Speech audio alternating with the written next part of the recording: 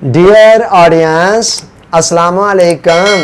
Healthy lifestyle series में हमारा topic चल रहा है कलामे इकबाल और तामीर शख्सियत। इस ज़िमन में गुज़श्ता लेक्चर के अंदर हमने खुदी की तरबियत का पहला मरहला बयान किया, जिसको अतात कहा जाता है, यानी अल्लाह और अल्लाह के रसूल के अहकाम को फॉलो करना अतात।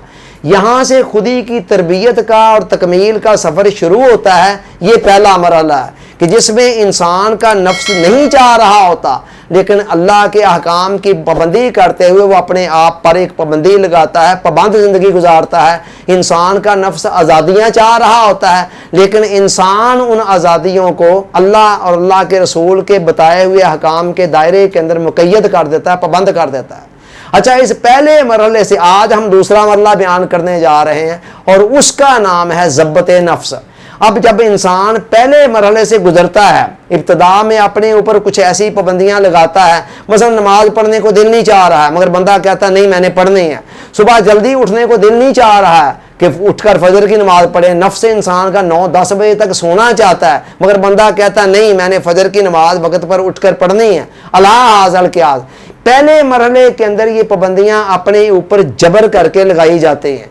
चलते चलते क्या होता है, एक तरफ तो इंसान की तबीयत के अंदर एक ठहराव आना शुरू हो जाता है, एक इस्तिकलाल आना शुरू हो जाता है, और दूसरी तरफ उन पाबंदियों की तबीयत आदी होना शुरू हो जाती है, खूगर होना शुरू हो जाती है। फिर उसके लिए वो पाबंदियाँ आसान होना शुरू हो जाती हैं, उतनी मुश्किल नहीं रहती है जितनी इब्तदा में थी। आपने ज़िंदगी के अंदर कई मरतबा देखा होगा कि इब्तदा के अंदर किसी काम को करना आपको मुश्किल लगा, चलते चलते वो आसान हो गया, तबीयत उसकी आदी होगी, आप उसके यूज़ टू हो गए। और फिर इसमें यह भी होता है कि उन पाबंदियों के जो नताइज सामने आने शुरू होते हैं ना, वो इंसान के अंदर एक कैफ, एक सरूर, एक इत्मीनान पैदा कर देते हैं, और फिर इंसान का खुद ब खुद उन पर अमल पैरा होने को दिल चाहने लगता है। यहाँ आकर इसी को दूसरा मरहला कहा गया ज़ब्त नफ्स का, कि जिसमें इंसान का अपनी तबीयत पर इतना कंट्रोल हो जाता है, उसे अपने आप पर इतना ज़ब्त हासिल हो जाता है कि पहले मरहले में तो बड़ी मुश्किल के साथ जैसे तैसे करके तौन व करहन वो उन बातों पर अमल कर रहा था। अब वो अमल करना कुछ भी मुश्किल नहीं रहता, बल्कि उसकी तबीयत के अंदर इतना ज़ब्त होता है कि वो अपने आप को जिधर चाहता है मोड़ लेता है, जिस काम को करने को दिल चाहता है। यानी तबीयत के अंदर वो पहले वाली सरकशी और बगावत बाकी नहीं रहती, उसके जज्बात उतने मुंह जोर नहीं रहते हैं कि जितने इब्तदा में थे, कि वो जो काम चाहते थे मेरे दिल में आता। कई मरतबा आपने देखा होगा बंदे के दिल में आता है ये काम करना है, पता भी होता है, अकल कह रही होती है कि ये काम सही नहीं है, नुकसानदेह है, मगर कहता क्या करूं, मैं रह नहीं सकता हूं।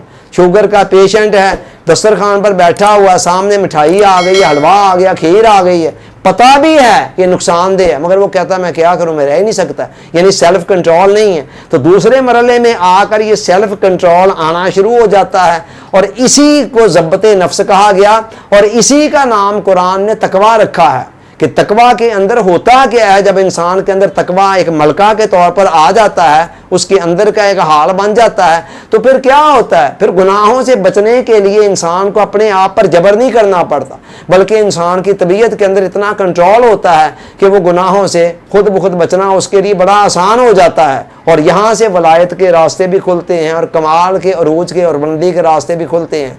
अल्लामा इकबाल इस हवाले से अरकान इस्लाम की पाबंदी पर बहुत ज़ोर देते हैं। अरकान इस्लाम से मुराद क्या है, तौहीद का इकरार। 5 चीज़ें हैं ना जिन पर हज़ूर अलैहि सलाम ने फरमाया कि इस्लाम की पूरी बुनियाद जो है इन 5 चीज़ों पर रखी गई है, बेसिक पिलर्स ऑफ इस्लाम हैं। उनके अंदर तौहीद का इकरार है जो पहली शर्त है, उसके बाद नमाज है, फिर रोज़ा है, फिर ज़कात है, फिर हज है। अल्लामा कहते हैं कि ये बेसिक टूल्स हैं कि जिन पर आप अगर पाबंदी से अमल करते हैं ना, चाहते या ना चाहते हुए, यहाँ से आपके अंदर इस्तेहकाम आएगा, सेल्फ कंट्रोल आएगा, तकवा आएगा, जो फिर आगे आपके लिए उरूज की तरफ जाने का रास्ता हमवार करेगा।